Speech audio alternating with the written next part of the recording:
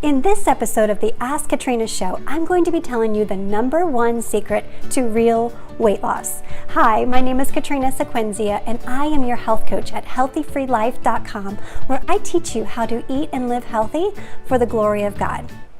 Today's question comes from Catherine O'Neill, and Catherine asks, based upon my past failures. So I'm going to stop right there before I dive into her question. Based upon my past failures. Can you relate? Do you have failures in your past? If failing at a diet plan or not succeeding at an exercise plan or fill in the blank, right? We all have them. Trust me, my past has failures too, okay? But our past failures do not define who we are today, and they surely do not define our destiny of the future. Okay? And so that's why I want you to follow along with me, because I don't want you to fear failure in the future when it comes to your health and your life. Okay? Follow along with me, and I'm going to teach you a different way. So back to the question. Okay. So it's a two-part question, really. What is the first step to move into a healthy lifestyle? And 2, change my relationship with food. So what's the first step to move into a healthy lifestyle and change my relationship with food? And they really do go hand in hand, and I'm going to tell you why. Is that probably 20 years ago, right? When over 20 years ago, I spent a decade of my life, all of my 20s, okay, on a diet roller coaster in an attempt to get my husband and mine's diet or weight under control, right? Diet roller coastering, the Atkins diet, the Zone diet, South Beach diet, Hallelujah Acres diet, did every type of diet, cabbage soup, I think there's even a Twinkie diet. Not that we did that one, but we totally could have. But what I want you to know is that I thought focusing on my health and eating healthy was about dieting. And a mind shift happened in me where God began to show me through His food that it is not about dieting, and it's not about even my weight. It was about health, because I was struggling from physical burdens that were holding me back from living the life that God was calling me to live. And so as I began to focus on my health instead of dieting and food in a negative way, then I was able to begin to shift and have that mind shift where food became and life became about healing and health. And you know what? Weight loss was a byproduct of that. So this is the statement I want you to know, is that weight loss is a byproduct of wellness. And as we focus on our health, then the weight loss is going to come as a natural byproduct. So that's the first thing I want you to do, is begin to really realize that our health and our healing are of utmost importance. And so that leads us into the part 2 of your question, was how do I begin to change my relationship with food? And that's where I want you to begin to look at food differently, because you know what, the diet industry has spent a lot of money convincing us that we should be focusing on calories or calculating points or looking at fat grams or looking at carbohydrates, or looking at whether food is a good food or a bad food. Eat this, not that. And it's a list of things that begins to burden us, and we bear the weight of that. And so I want to begin to slowly wipe those ingrained ideas from your mind. And instead, I want you to look at food, and I want you to determine, is this food healthy, by looking at how many nutrients it has in it.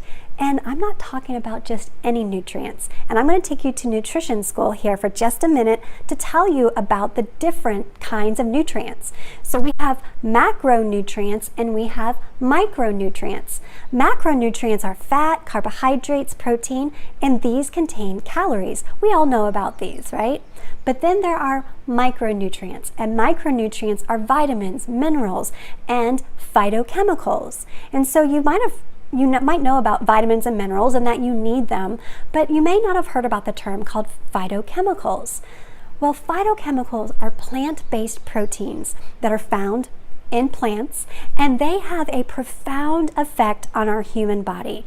And there are over 10,000 different phytochemicals that scientists have discovered, but they only know about what 1,000 of them actually do. And so these 1,000 that they do know about, they're discovering some amazing things, especially as it relates to our health.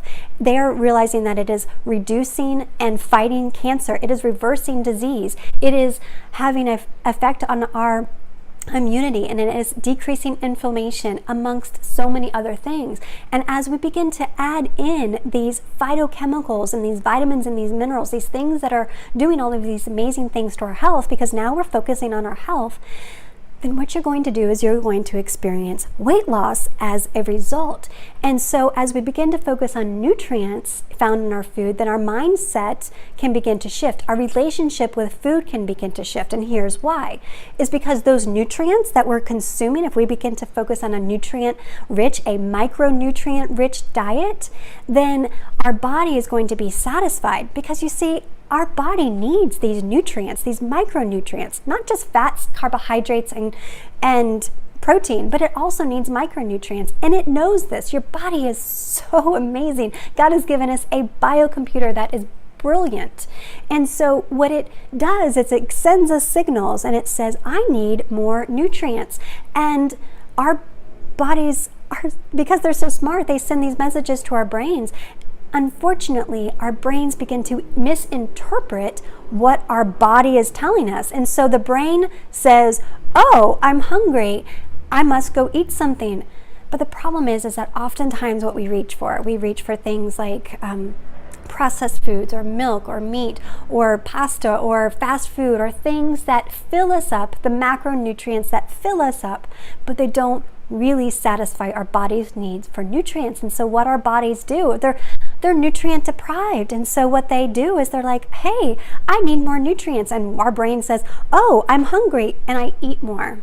And this cycle just continues. As we begin to increase the nutrient density of our diet and look at the foods with the most micronutrients in them, our body's going to be satisfied and we will become less hungry, okay? And that is how the byproduct happens. We're focusing on health, we're focusing on our micronutrients, and the weight loss is going to become a byproduct. Not just weight loss, but also increased energy and reducing our physical burdens that are holding us back, reversing disease, all of these amazing things that micronutrients have the ability to do. So I want you to focus on a diet high, rich in micronutrients. And so you might be asking, Katrina, how do I do that? I'm so glad you asked. I have provided you a download below, the link below, and I want you to download the printable that I have prepared for you. And this is the top 50 foods for real weight loss. You don't want to miss it. I want you to print this out. I want you to post it on your refrigerator. I want you to have this available when you are doing your menu planning, when you are making your grocery shopping list. And I want you to begin to add in these foods one at a time, one by one. Don't go out and buy the whole list for sure. That's just a recipe for failure, okay? Instead, we're going to take baby steps. And that's what I do in my health coaching programs is I walk people through baby steps on how to incorporate these glorious foods into your diet and totally radically shift your relationship with food as a byproduct of that process. And so print this off, wrap your recipes around them, your menu planning around them, and I want you to begin to go and add in these micronutrient rich foods one by one into your diet, okay? So that's the answer to your question. If you have a question for the next Ask Katrina show, I want you to comment below and I want you to ask your question, and it may be featured on a future Ask Katrina show.